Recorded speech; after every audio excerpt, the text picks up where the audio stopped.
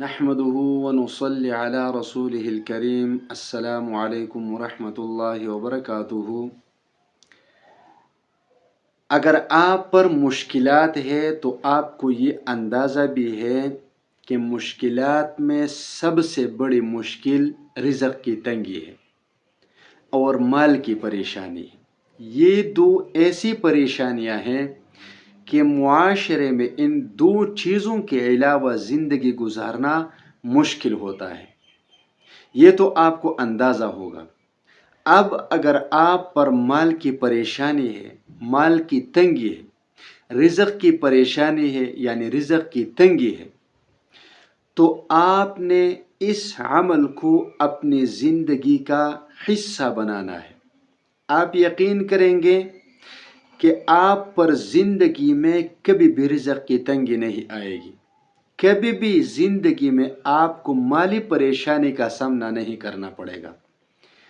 آپ کو دن میں جتنے بھی پیسوں کی ضرورت ہوگی، جتنی ضروریات کے لیے، ہر روز اللہ تبارک و تعالی آپ کو آپ کی ضروریات کے لیے پیسے عطا فرمائیں گے۔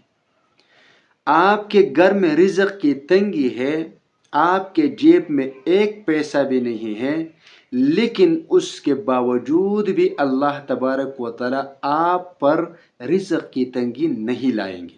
اللہ تبارک و تعالی آپ کی رزق کی تنگی کو دور فرما دیں گے، آپ کی تمام ضروریات اللہ تبارک و تعالی پورے فرما دیں گے، یعنی مال میں برکت ہی برکت ہوگی، رزق میں برکت ہی برکت ہوگی۔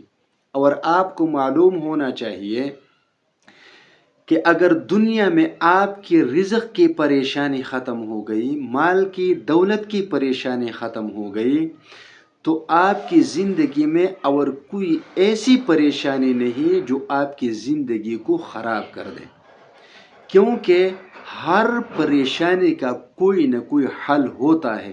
اگر حل نہ بھی ہو تو اس کے بغیر زندگی گزارنا ممکن ہوتا ہے، لیکن اگر آپ پر رزق کی تنگی ہے، دولت کی تنگی ہے، تو آپ کی زندگی نہیں گزرے گی، آپ کی زندگی بہت ٹف ہوگی، ایسے ٹف ہوگی کہ آپ کو خودکشی کرنے پر مجبور کر دے گا۔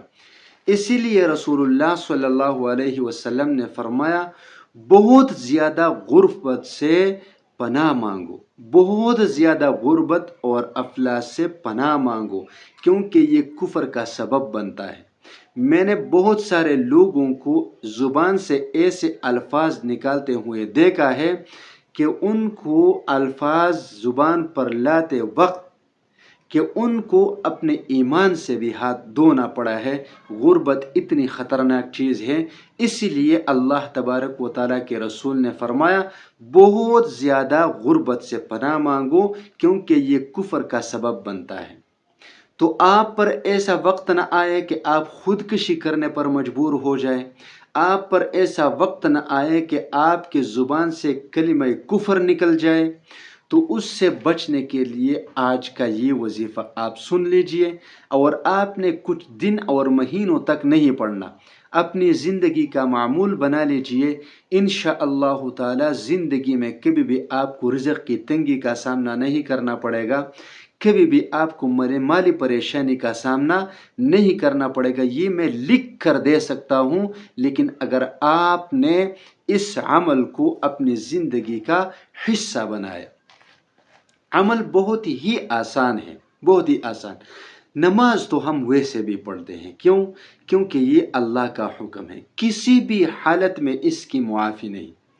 لیکن جب آپ فجر کی نماز کے لیے اٹھیں گے، فجر کی نماز کے لیے، اور فجر کی نماز آپ پڑھیں گے، تو نماز پڑھنے کے بعد 3 مرتبہ درود شریف پڑھ لیجئے، درود ابراہیمی، درود ابراہیمی 3 مرتبہ پڑھنے کے بعد 101 مرتبہ اللہ الصمد پڑھ لیجئے، اللہ الصمد، اللہ الصمد، اور پھر 3 مرتبہ درود شریف پڑھ لیجئے اور پھر دعا کریں۔